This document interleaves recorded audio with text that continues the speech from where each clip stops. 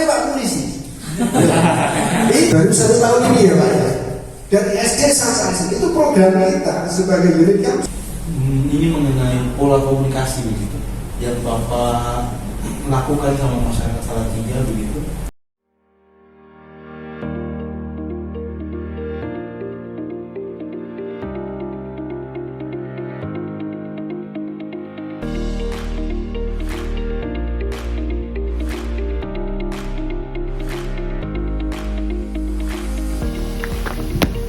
Halo Sobat Lantas, kami dari kelompok Delapan. Nah, kali ini kami akan bahas sama-sama tentang tata tertib berlalu lintas dan gaya komunikasi yang bagaimana sih yang dipakai oleh Satlantas Salatiga? Ya, bukan hanya itu nih Sobat Lantas.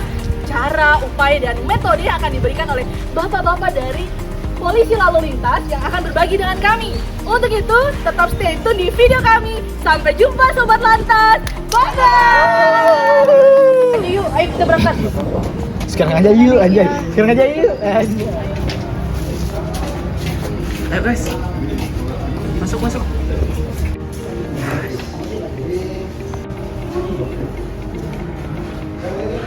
Oke, selamat pagi Bapak. Siapa Pak? Boleh kenalan dulu Bapak?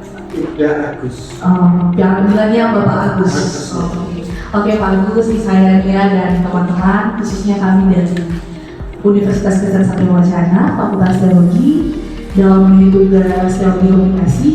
Di sini kami sebagai perwakilan kelompok 8 mengangkat tema atau topik terkait dengan tata tertib lalu lintas, begitu Pak. Jadinya kalau masyarakat tidak tahu dalam hal ini banyak yang terjadi kecelakaan, terutama tidak mengetahui tata tertib lalu lintas.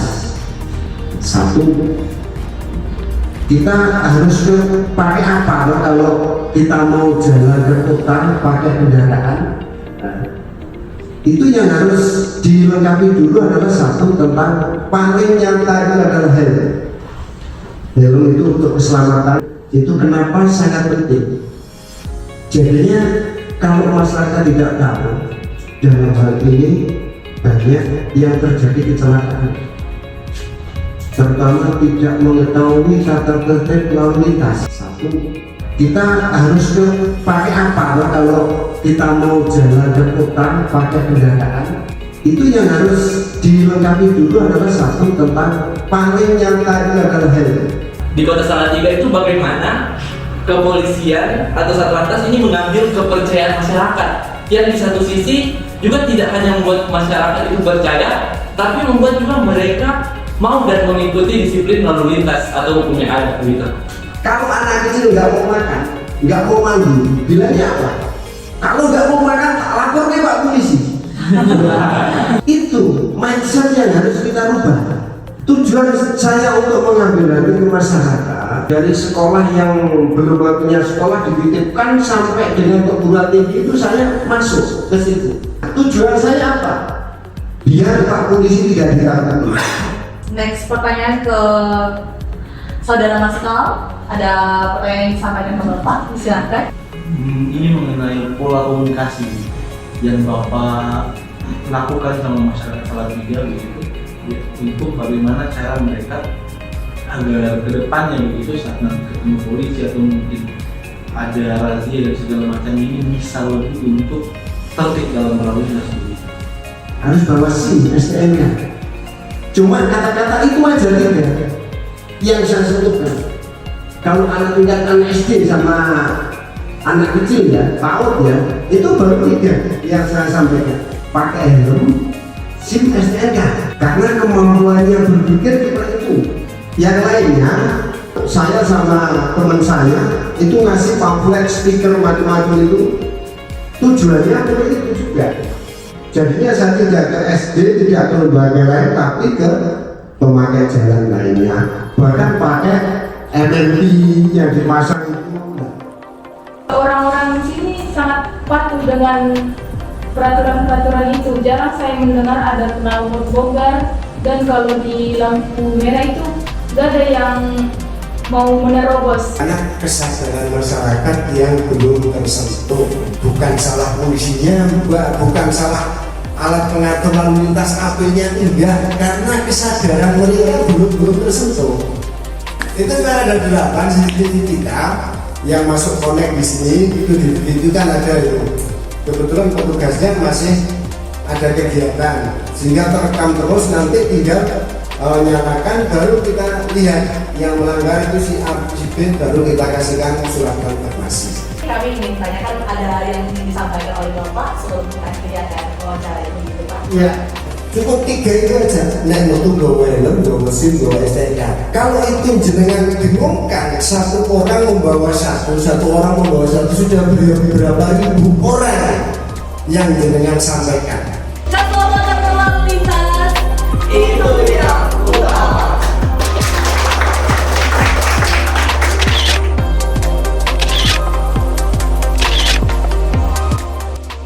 Kecelakaan lalu lintas merupakan salah satu dari sekian masalah yang terjadi di tengah masyarakat. Tidak sedikit dari hari ke hari, data kasus kecelakaan kian naik melambung tinggi dari masalah sosial lainnya. Tercatat bahwa kasus kecelakaan lalu lintas terbanyak rentan terjadi pada kalangan usia 15 hingga 19 tahun. Di mana penyebab kecelakaan lalu lintas ini diakibatkan karena terjadinya ketidakseimbangan antara pertambahan kendaraan sebanyak kurang lebih 16% per tahun dengan pertambahan prasarana jalan yang hanya berkisar sebesar 4% per tahun.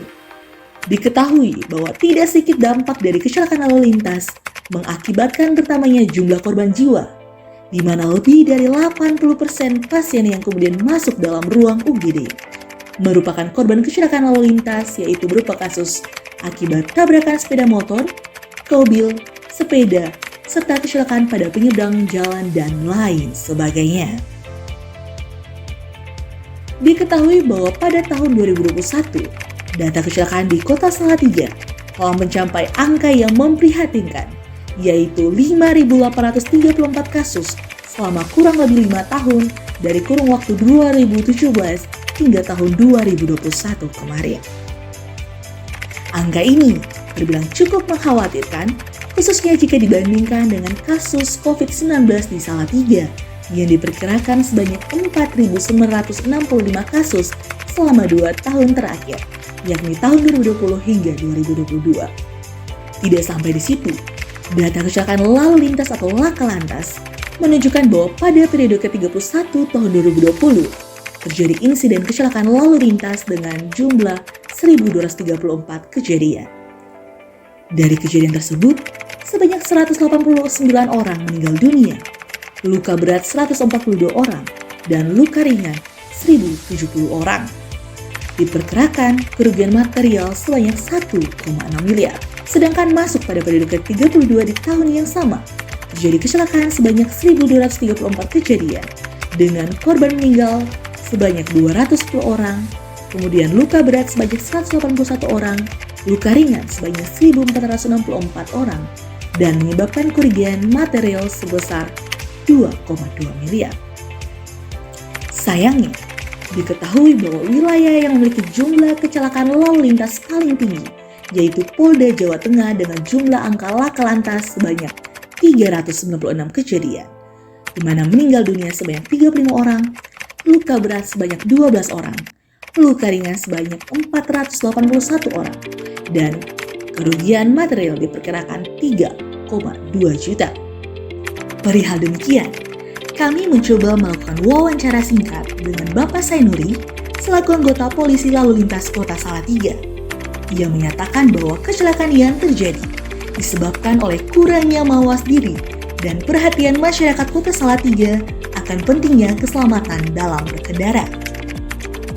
Menyadari akan itu, Bapak Sainuri sendiri selaku anggota Polantas Kota Salatiga dengan tegas menyatakan bahwa sebagai pihak Polantas, mereka meminta maaf jika kinerja mereka dalam menghimbau masyarakat masih dianggap kurang.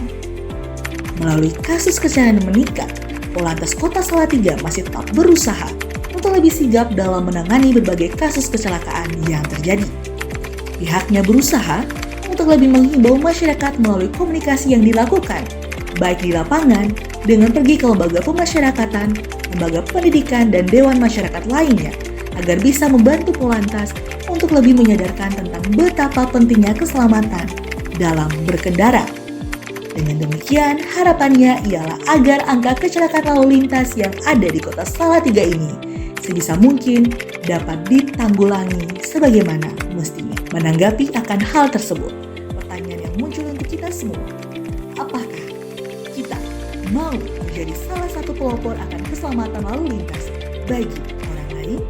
Oke Sobat Lantas, itulah sajian video dari kami kelompok 8. Semoga apa yang disampaikan oleh bapak-bapak dari polisi lalu lintas dapat berguna dan bermanfaat untuk kita semua. Dengan demikian, kami kelompok 8 pamit undur diri. Bye-bye!